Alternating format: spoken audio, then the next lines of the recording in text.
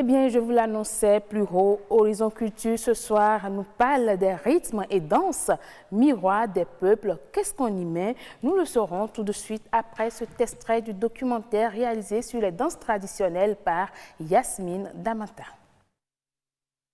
Des danses qui respectent les lois physiques et corporelles. C'est des danses dans lesquelles on utilise les vraies ondulations, comme la formation des os, des muscles, parce que rien n'est raide dans le corps. C'est des courbes, c'est des ondulations, même jusqu'à la forme de l'ADN, de notre ADN, c'est des courbes, c'est des formes. C'est seulement dans les danses traditionnelles et uniquement dans les danses traditionnelles que l'on peut travailler ça. Donc au niveau du développement de l'être humain, surtout chez les enfants, les danses traditionnelles jouent énormément dans leur développement, intellectuel que physique.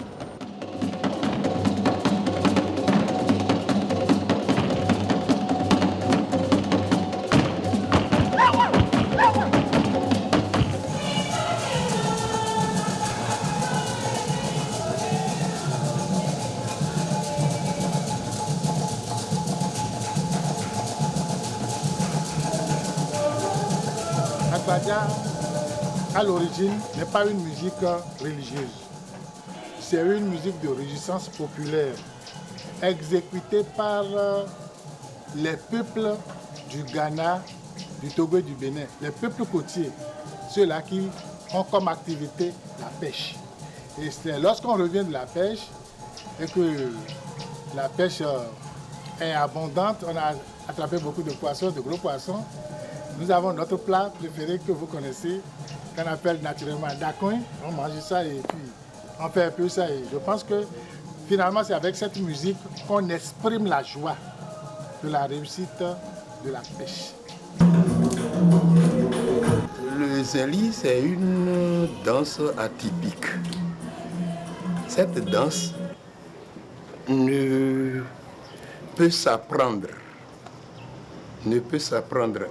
Il n'y a pas une école pour cela. Et la petite expérience nous a montré que il faut être né à Abomey. Être né dans la culture fond pour vraiment arriver à cerner les contours de cette danse-là. C'est beau, vraiment, vraiment beau, hein, et on se sent fier d'appartenir à un pays qui a autant de diversité culturelle. Eh bien, retour sur ce plateau. Bonsoir Marcel Zounon. Bonsoir. Comment allez-vous? Très bien, et vous-même? Bien. Voilà. J'ai bien envie de dire très bien habillé. Merci beaucoup, et vous aussi, avec votre broderie. Merci beaucoup. Alors, vous êtes promoteur de danse traditionnelle. Aujourd'hui, on parle du prix qu'a toutes ces danses dans l'identité d'un pays, dans l'identité d'une région, d'une nation. Alors déjà, je veux savoir combien de danses traditionnelles est-ce que nous avons au Bénin? Merci beaucoup, madame la journaliste. La question, elle est osée. C'est vrai, le Bénin est une terre de diversité culturelle, une pluralité d'expressions culturelles dansantes. On retrouve dans le pays. Mais nous souffrons beaucoup parce que jusque-là, il n'y a pas eu un inventaire véritable pour faire le point du nombre de danses que nous avons au Bénin. Ce dont on est convaincu, c'est qu'on a des multitudes de danses. On peut dénombrer jusqu'à 200 différentes danses au Bénin seulement. Lorsqu'on passe du sud au centre et vers le nord, on peut dénombrer de multitudes de danses qui révèlent l'identité de chaque communauté. Mais parmi ces multitudes de danses, comme vous le dites, il y a quand même ces danses-là qui sont reconnues et qui sont liées ou bien déjà figées à des régions données. Oui, naturellement. Lorsque vous vous amusez à parcourir le Bénin en danse, vous verrez dans la partie méridionale, c'est-à-dire au sud, tout au long de la zone côtière, vous avez par exemple la Agbadia que Bessie a révélée. C'était pour les Kwachavi au départ. Mais vous aurez également les danses Masségourou qu'on retrouve dans les régions de Porto Novo. Vous aurez les danses Blekété. Vous aurez plusieurs danses des divinités, plusieurs danses vaudou. Et quand vous allez vers le centre, vous avez également des danses vaudou, mais vous avez des particularités. Vous retrouverez la danse Zenli, et vous retrouverez le Akon, vous retrouverez le Dogba. Et quand vous allez vers les collines, vous avez le Tchengoumé dans la région de Savalou. Le Goumbé dans la région de Dassa. Et quand vous remontez, vous avez le Teke, vous avez le Kiarou. Et quand vous allez vers l'ouest, vous avez le Tipenti, vous avez Idjombi. Vous avez de multitudes de danses, beaucoup de danses qui révèlent chaque identité, chaque communauté.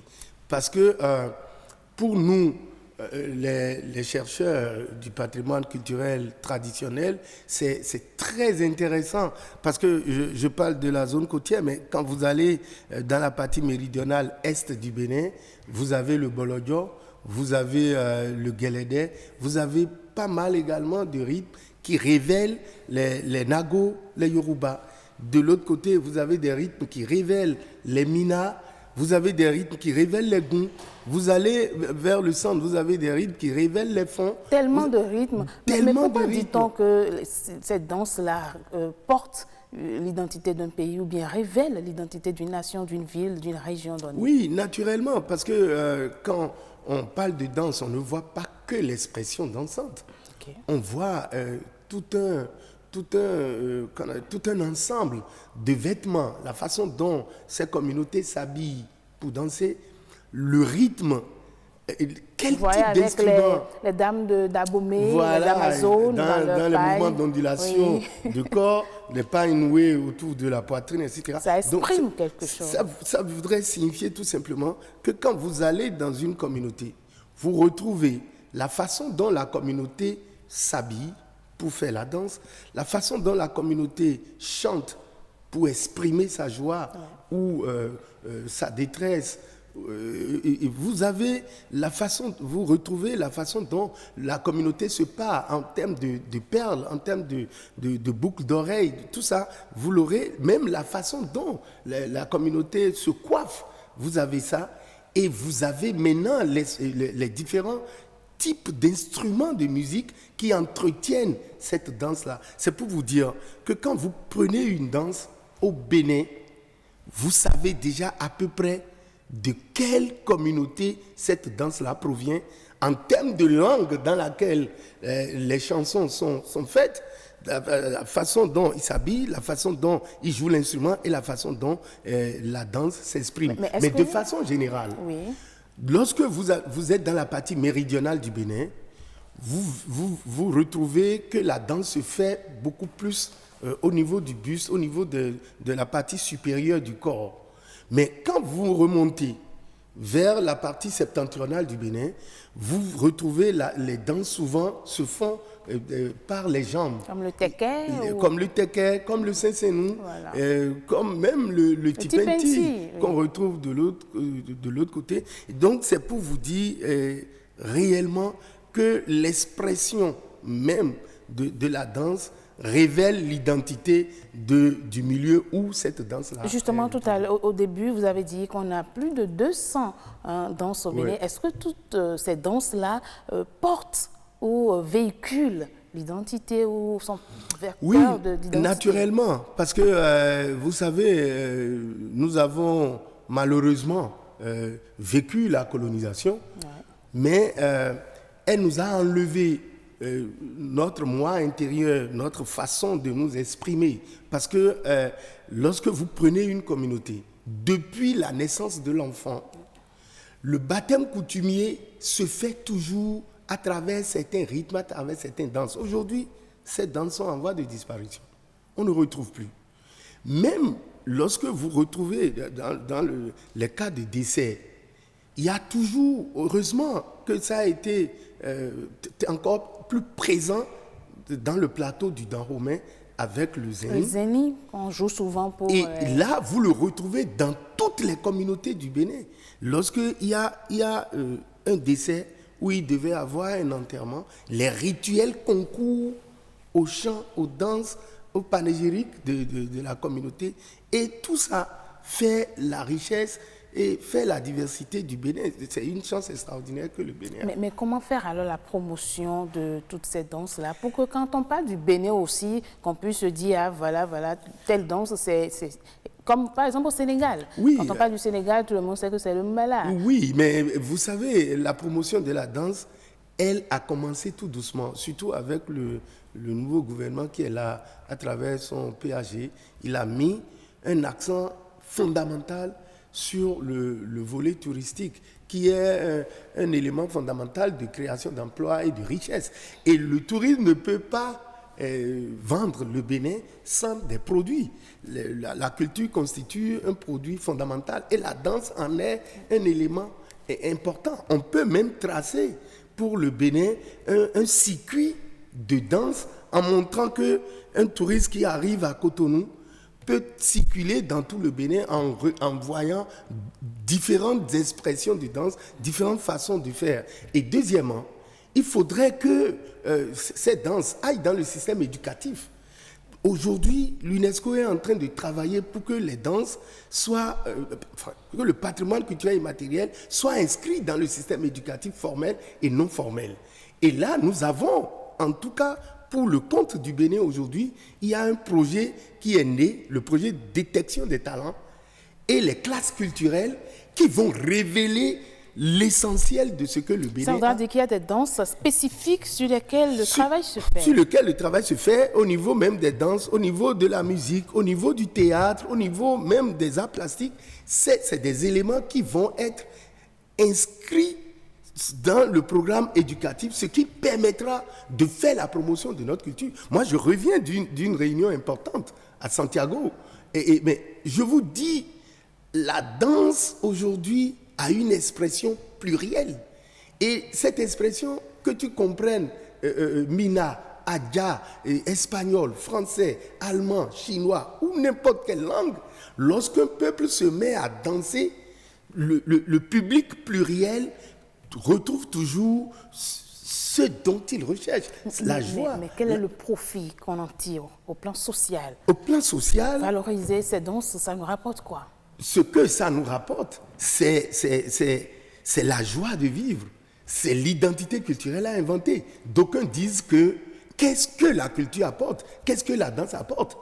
La danse, la culture n'est pas un produit de rente, c'est pas du coton, c'est pas une marchandise qu'on ira vendre. La danse permet de donner à une communauté ce dont elle a besoin pour vivre. Et le retour sur investissement du produit culturel est important. Il suffit que le ministère du Développement mette un cordon douanier un cordon autour de l'aéroport, autour de nos différents postes frontaliers, pour voir comment la culture draine des touristes dans le pays. Cela permettra certainement aux décideurs de pouvoir injecter les moyens. Si on peut se demander pourquoi le colonisateur, en mettant les centres culturels, très rapidement, oui, il met les centres culturels. Lui, il nous a colonisé, il a amené la langue, celle qu'on utilise. Mais il injecte encore des milliards à travers les projets centres culturels qu'il a mis partout dans le monde. Mais nous, notre culture que nous devons entretenir, que nous devons envoyer dans le système éducatif, que nous devons financer, on se pose la question. Je vous vois tellement emporté sur le sujet. En définitive, oui, cela ne permet pas à un pays de pouvoir vendre ce qu'il a de plus cher. On ne peut pas continuer à obtenir des plans de développement d'un pays en laissant de côté le développement culturel. Je pense qu'on va revenir sur un autre plateau pour parler davantage de comment est-ce qu'il faut promouvoir toutes ces danses. Il faut les envoyer à l'école, il faut former les gens, il faut les aider, il faut montrer qu'aujourd'hui, le Bénin a la chance d'avoir une politique Merci culturelle. À vous, Marcel Zounon. Merci. Je rappelle que vous êtes promoteur de danse traditionnelle et nous retenons tout simplement que nous avons des danses assez riches au Bénin et les promouvoir sera quand même injecter les moyens sera un bénéfice pour nous aussi. Pour que aujourd'hui ces arènes qu'on est en train de construire. C'est fini vraiment. Vous permettre comprenez tellement de vendre le sujet est important pour projet. M. Marcel Zouno qui ne veut pas laisser Absolument. tomber.